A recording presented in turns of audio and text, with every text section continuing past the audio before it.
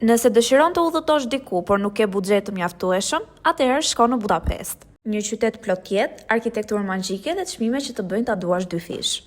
Për të shkuar nga aeroporti në qendër të qytetit, ke dy opsiona. Mund të marrësh linjën 100E, cila kushton pavarësisht 6 euro dhe ka linjë direkt nga aeroporti në qendër të qytetit. Kurse opsioni ekonomik është linja 200E, cila kushton pavarësisht 3 euro, thjesht ka një ndalesë pak më përpara qendrës së qytetit. Për sa i përket linjave të metros, mund të blini biletën për rreth 5 euro dhe mund të udhëtosh gjithë ditën pa limit në çdo linjë.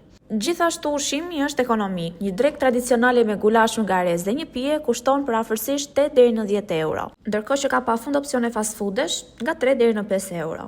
Për sa i përket atraksioneve, shumica prej tyre i kanë hyrjet falas. Një shembull është pamjet nga kështjella e Budas, të cilat janë gjithashtu falas, por nëse dëshironi të merrni funikularin e Budës, ajo kushton vetëm 3 euro. Hyrja në termat Seçeni kushton afërsisht rreth 18 euro dhe aktiviteti kryesor, që nuk duhet u mburkur nëse shkon në Budapest, udhëtimi me varg në lumin Danub kushton diku 80 euro. Për sa i përket biletave dhe akomodimeve, të gjitha varen nga sezoni. Gjithsesi, për detaje mund të na kontaktoni për të marrë paketën tuaj të personalizuar. Pra, me pak shpenzime përjeton një qytet që ka gjithçka: histori, jetë nate, ushqim të mrekullueshëm dhe pamje që s'harrohen kurrë. Prandaj, nëse buxheti të duket pengesë, kujto, Budapesti është përgjigja.